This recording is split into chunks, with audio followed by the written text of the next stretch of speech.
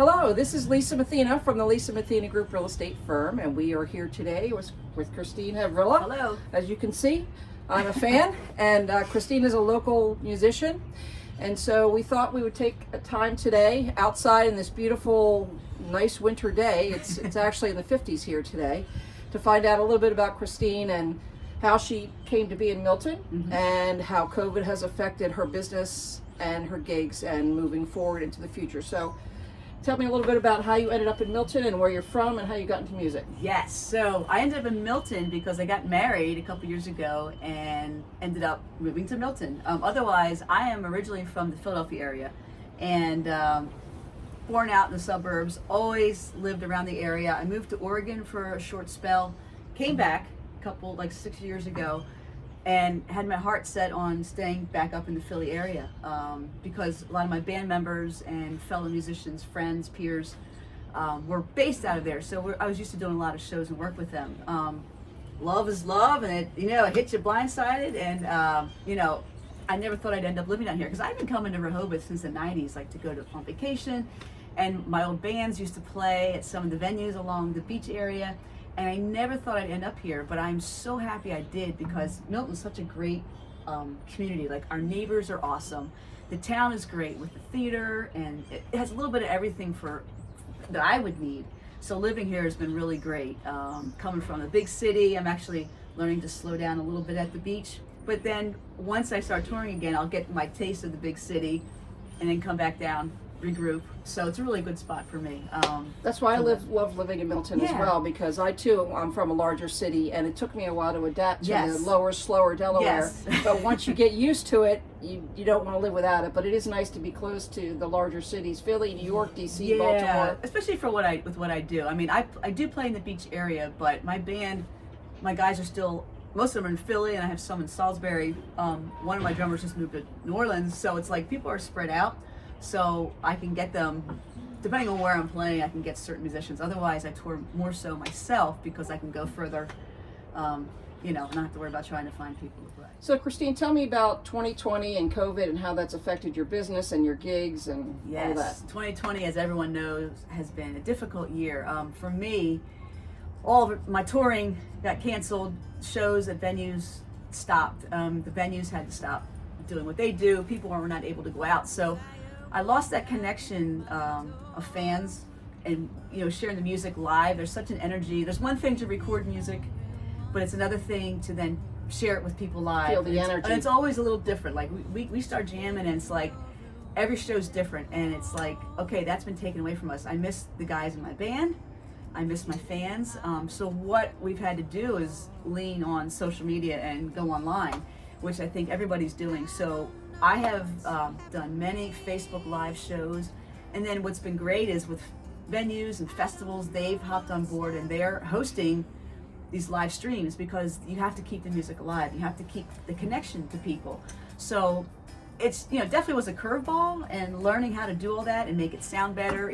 As you go along, you get better at it. Getting a better camera, or learning what works and what doesn't. And I just feel like it's been a year full of, okay, like almost like you're FaceTiming the world every week, every few weeks. So that's the hardest part. I think COVID actually has, even though it's been absolutely horrible, has actually changed our society for the better in a lot of ways too. You have to communicate. So you've been, I don't say forced, it but has been forced. Yeah, you learn, especially to keep in touch with friends, family, like even my musicians. Like we did a recording, a video of a song of mine called Desire. We were all in our homes, so like I recorded in my studio, I sent it to the drummer, he laid down his tracks, and everyone just did their thing. We weren't together doing it, but we felt that connection because we had this finished product that's everybody in their homes on the song.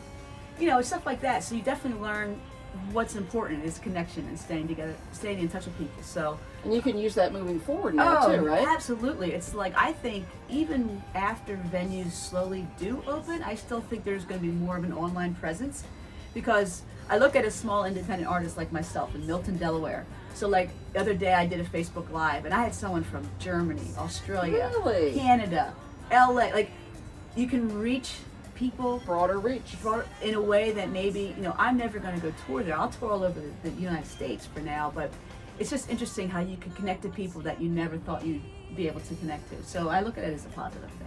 So 2021, hopefully we are all headed in the right direction. I do. You know, I started booking a lot of stuff last year, got pushed to 2021, and I'm slowly like, it's like, check, that one's canceled, check, that one's canceled. I mean, you have to be safe and be sensible about all of this. So fortunately, a lot of stuff, you know, even into June is not happening, festivals and tours, but I do have some local outdoor, anything outdoor I feel is more safe.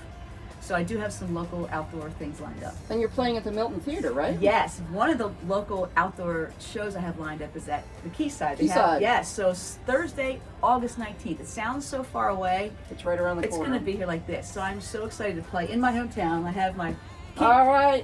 Where? It's such a joy to play there, and I miss. Usually we do a couple shows inside the theater, so I miss Fred and that whole crew down there. So a perfect example: playing local, playing outside, staying connected to fans and friends is really important to me.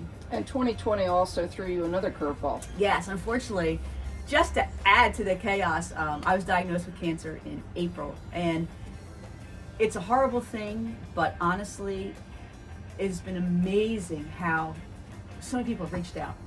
And even though with COVID, between COVID going on and keeping everybody homebound, not just me being sick, you find ways to reach out to people and communicate. And I've had such an outpouring of support. It's been amazing. So, you know, I don't dwell on that. I'm a very positive person. You know, it sucks, yeah, but I just look at all the opportunities I've had and moving forward, what I'm going to have. So.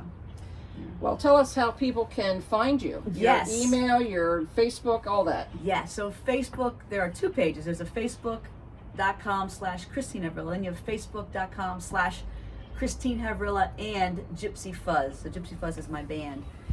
You can go to my website, ChristineHavrilla.com, and from there you can really find anything. Instagram, Reverb, YouTube, Facebook, anything about music, videos, lyrics, merchandise, hats, t-shirts, videos. I mean, what type of gear. I have a list of what gear I use, because a lot of times people, you know, when I play, I plug in, I loop, and I do all these things. So it's like, what kind of gear, what kind of pedals do you have? So I have a list of, I think, updated of what I do. So it's neat to have all that in one place for people.